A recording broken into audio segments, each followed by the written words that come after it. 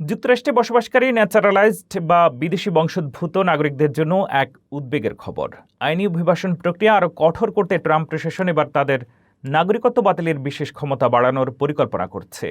Justice ডিপার্টমেন্টের লক্ষ্য আগামী সেপ্টেম্বরের মধ্যে অন্তত 250 জনের নাগরিকত্ব বাতিল করা। কারা থাকছেন এই তালিকায় জানুন প্রতিবেদনে। যুক্তরাষ্ট্রে বসবাসকারী ন্যাচারালাইজড বা বিদেশি বংশোদ্ভূত নাগরিকদের জন্য এক বড় উদ্বেগের খবর। আইনি অভিবাসন প্রক্রিয়াকে আরও কঠোর করতে ট্রাম্প প্রশাসন এবার তাদের ডিন্যাচারালাইজেশন বা নাগরিকত্ব বাতিলের বিশেষ ক্ষমতা বাড়ানোর পরিকল্পনা করেছে। জাস্টিস ডিপার্টমেন্টের এক কর্মকর্তার বরাত দিয়ে সিবিএস নিউজ জানিয়েছে, আগামী সেপ্টেম্বর মাসের মধ্যে অন্তত 250 জন অভিবাসীর মার্কিন নাগরিকত্ব বাতিলের লক্ষ্য নিয়ে মাঠে নেমেছে ফেডারেল আদালতগুলো।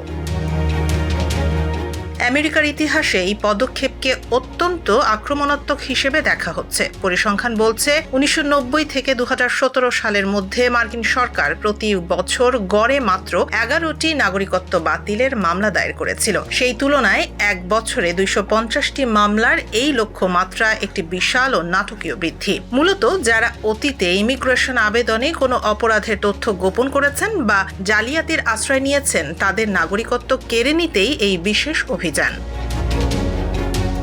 অতীতে এই কঠোর ব্যবস্থাটি কেবল মানবাধিকার লঙ্ঘনকারী বা গুরুতর অপরাধীদের ক্ষেত্রে ব্যবহার করা হলেও ট্রাম্প প্রশাসন এখন এর পরিধি অনেক বাড়িয়েছে। অবশ্য অভিযুক্তরা আদালতে আত্মপক্ষ সমর্থনের সুযোগ পাবেন। তবে মামলায় সরকার জয়ী হলে ওই ব্যক্তিরা মার্কিন নাগরিকত্বের সমস্ত সুবিধা হারিয়ে সরাসরি গ্রিন কার্ড হোল্ডারে পরিণত হবেন এবং শেষ পর্যন্ত নিজের জন্মভূমিতে বহিষ্কৃত বা ডিপোর্ট হওয়ার মুখোমুখি হবেন।